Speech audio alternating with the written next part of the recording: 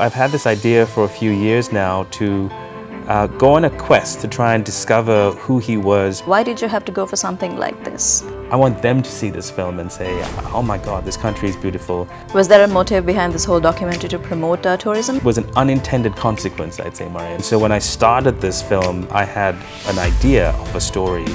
But when I ended it, I had a whole different understanding of who he was. 20 years later, we are still finding every opportunity to honor the genius of the place.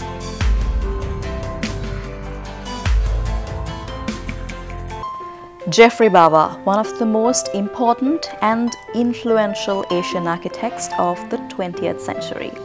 And 20 years later, we are still finding every opportunity to honor the genius of the place. And that is exactly what this is called, a groundbreaking documentary on the life and work of Jeffrey Baba.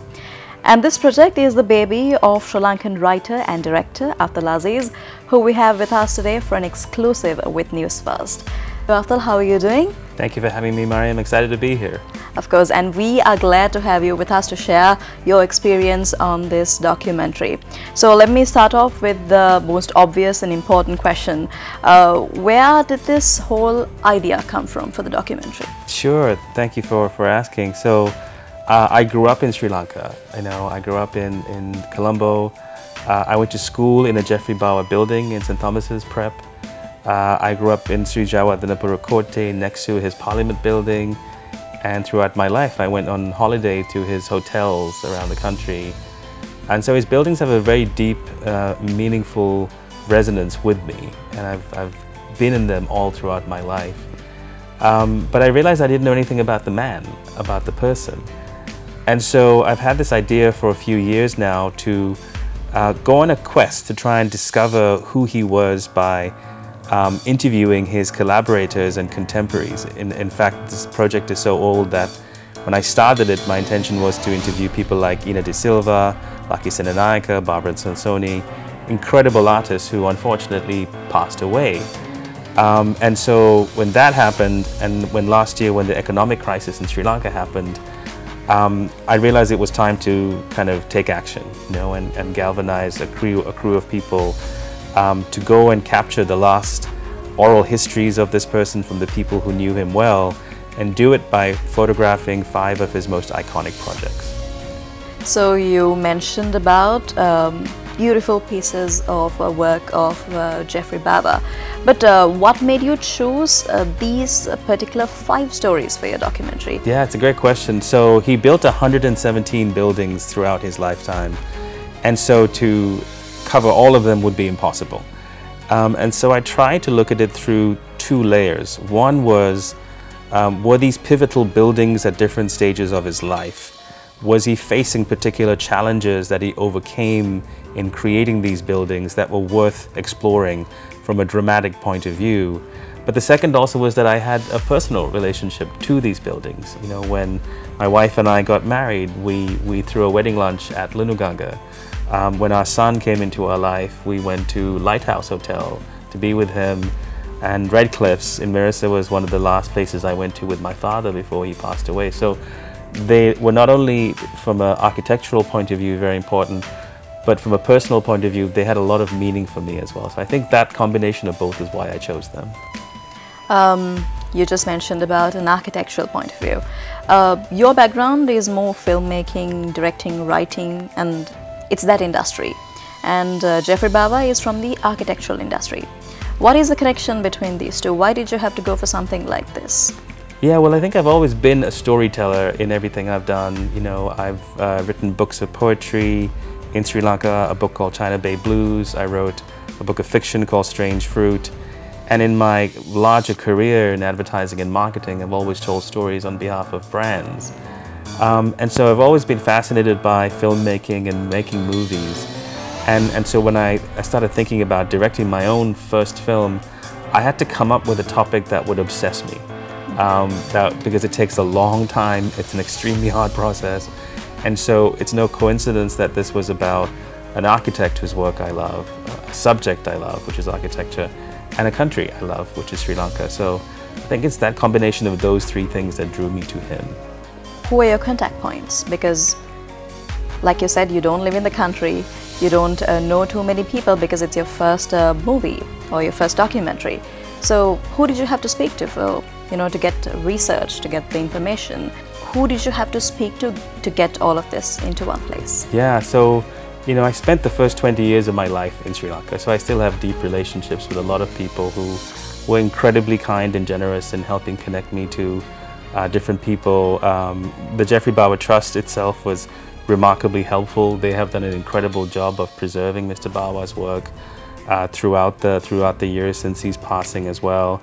I did my own research. I read every book, every internet article that I could find about Mr. Bawa. But ultimately, a documentary is about going on a journey of discovery. And so when I started this film, I had an idea of a story, but when I ended it, I had a whole different understanding of who he was, So I had just enough to get started, but the documentary itself was where I really understood what made him special. Do you want to talk to us about how it initially started, the first idea of yours, and how it ended up changing? Give us a little brief. Yeah, well, I always had this, from a visual perspective, I always had this dream of shooting his buildings with drones. His buildings are famously known for how they blur the line between the inside and the outside. And growing up in Sri Lanka and knowing how beautiful the country is, I realized that using kind of aerial drone cinematography could give me a really amazing bird's eye view of seeing not just his buildings, but the jungles, the oceans, the mountains, and how they fed into his work. And so the good stroke of luck was by the time I started shooting it, the camera technology had improved. So you could shoot in 4K in the sky, and we found some incredible cinematographers here. Pasidu Madhushanka is one of them who I adore, Seren De Silva, who were able to show Sri Lanka from the air in a way that really hadn't been done before. The other thing that we decided to do was to follow Bawa's own words as well. He said, architecture cannot be totally explained, it must be experienced. And so for a lot of the time, what we were trying to do with the crew was to give people the idea of what it was like to walk through a Bawa building or a Bawa garden. And so a lot of the time, it's almost like you're teleported into Lunuganga or teleported into Kandalama, moving through those spaces, because we realized he designed buildings to move through. For him, it was never a static thing. And that's why even though there are incredible coffee table books about Bawa, they're all two-dimensional photographs. And you can't understand a three-dimensional object through a two-dimensional photograph. So those are the starting points for what we really tried to do technically.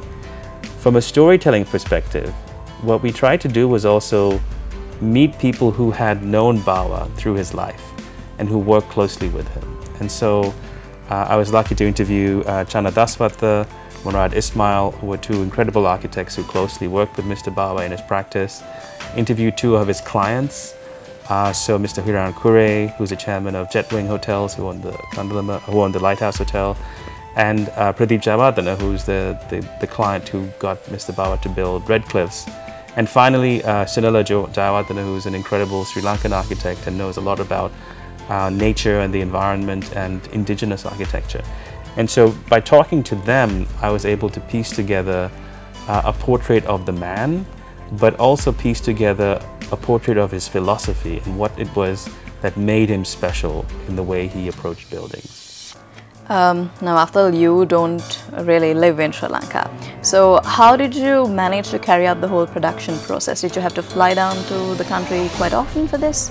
Yeah. Or did your Sri Lankan crew help you? How did you manage to find them? Well, I had an incredible Sri Lankan crew. I want to give a shout out to them, starting with Chris Burgess and Prasad Pereira, who were two of the key people who helped me find incredible talent in Sri Lanka.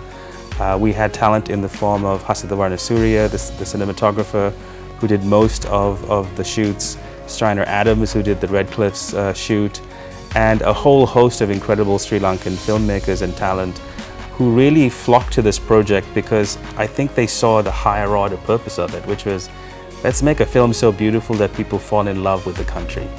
And so I came here in March of last year to shoot Red Cliffs initially as a test.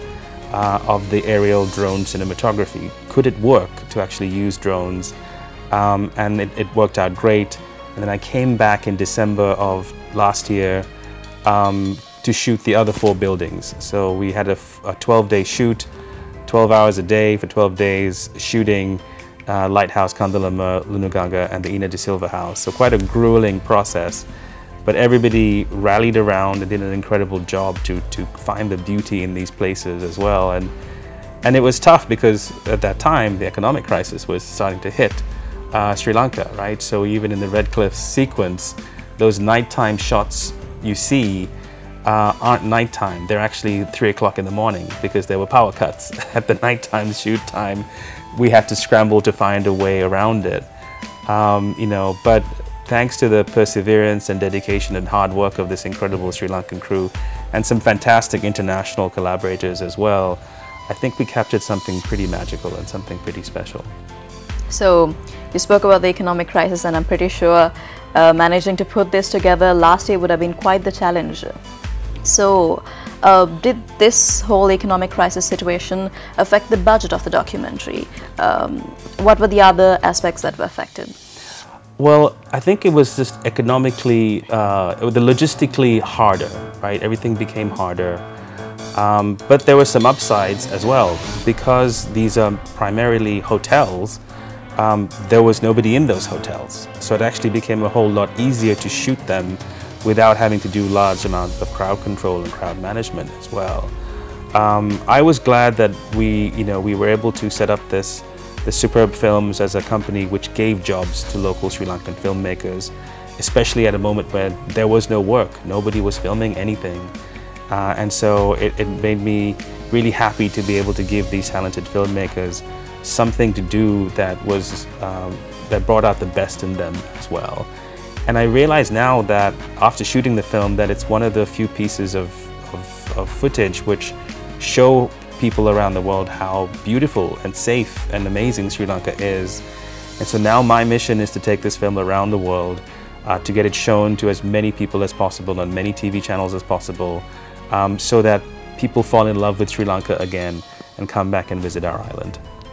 Was there a motive behind this whole documentary to promote tourism in Sri Lanka? I think I realized that you couldn't talk about Jeffrey Baba without talking about Sri Lanka. He was so influenced by the beauty of the country that he tried to create buildings that honored the magic and wonder of the country. And so in shooting a documentary about his work, it's like a window into how beautiful the country is, because that's why he designed buildings the way he did. He said, this country is so beautiful, why put up barriers between us and nature? So that's why his buildings really encouraged us to become one with nature. And so it turned into something which makes Sri Lanka look as gorgeous as it actually is. So it was an unintended consequence, I'd say, Mariam, about how we did it. But again, I hope that it's one that leads to people around the world, including the Sri Lankans who live everywhere else. There's 5 million Sri Lankans, as we were talking about, who live outside Sri Lanka. I want them to see this film and say, oh my God, this country is beautiful. Let's go back, let's take our kids back and show them these amazing buildings and this amazing country. Like you said, we as Sri Lankans, and I'm pretty sure so many people across the world know how beautiful Jeffrey Baba's work could be. And filming that work was, I'm pretty sure, was quite a challenge for you. So how did that turn out, Afdhel? Yeah, you know, what we were trying to find was some clues about how he created these marvelous buildings. And everybody always says there's a Jeffrey Baba style. And when you look closely, there isn't really a style. There is a philosophy, which is you see about blending nature and culture, making sure that the inside and the outside are kind of blurring together. But what we uncovered more than a very particular kind of design philosophy was a process, which is why the film is called The Genius of the Place, because his entire process was going to a site first and literally sitting there for days before drawing a single line and absorbing everything about what made that place special. The genius of the place is a term used in landscape gardening in England to describe the unique spiritual energy of a place. And I have to give credit to David Robson, who's an amazing Bawa scholar, who first put that idea in connection with Bawa as part of his philosophy.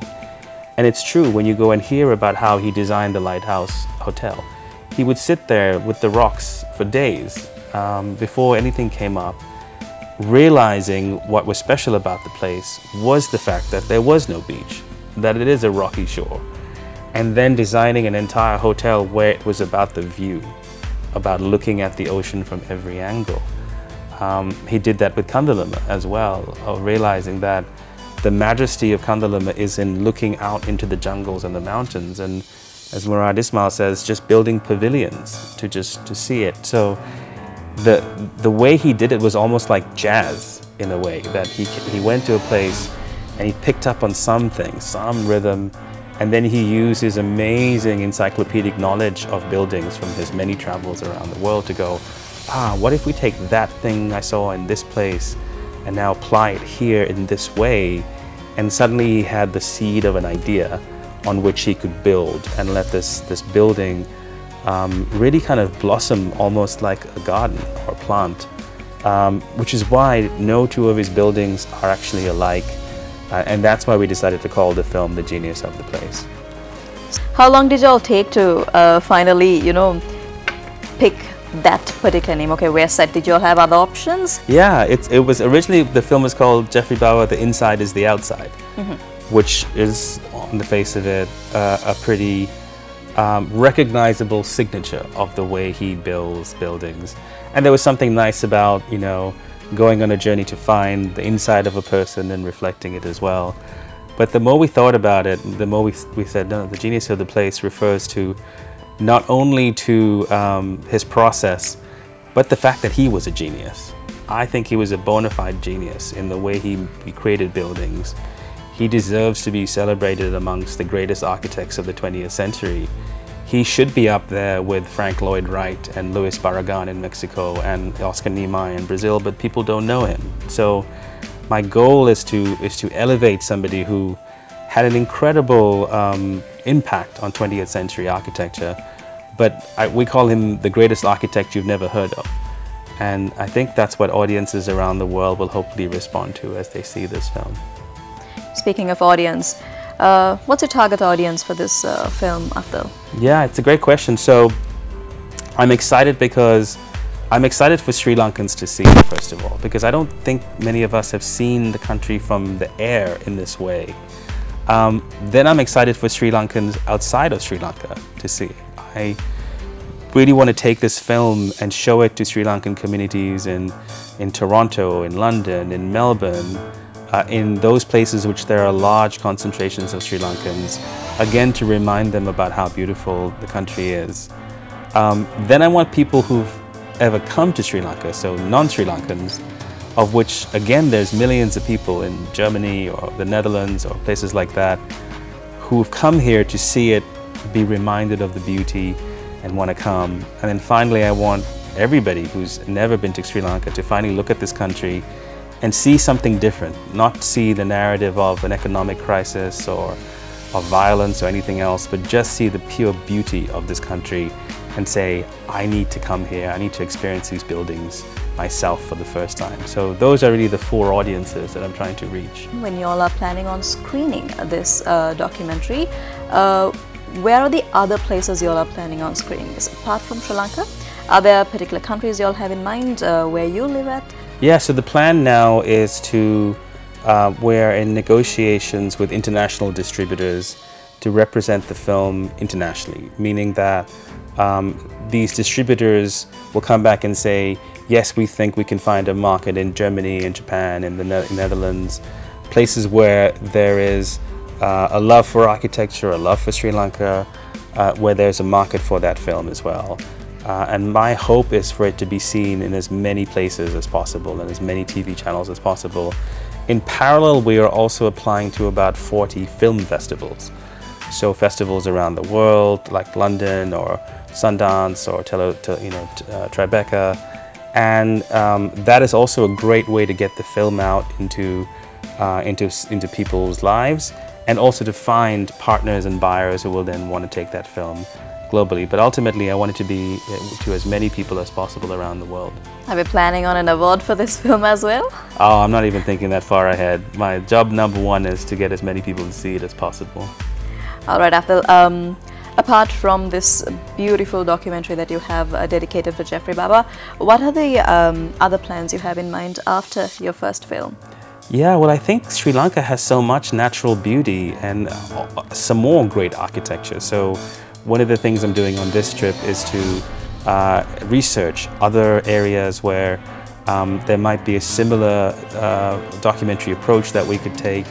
I also have some ideas around other famous Sri Lankans whose life stories I'd like to tell, but I'm going to keep that under my hat for now and come back and tell you about it some other time. Thank you so much for being with us today, Afdhel. And to all our viewers, to all our Baba fans, the genius of the place is definitely a must-watch. And I'm sure that Afdhel has done great justice to this documentary and to the Sri Lankan icon that all of us instantly recognize, all of us know of. And I'm sure this documentary will make sure that people across the world will know the name Jeffrey Baba here onwards as well. So thank you so much for being with us on a News First exclusive on this beautiful documentary. Thank you for having me. And with that, we bring to a close this exclusive with writer and director Afdhel Aziz. Thank you for watching. Thank you for being with us. Hope you have a great day.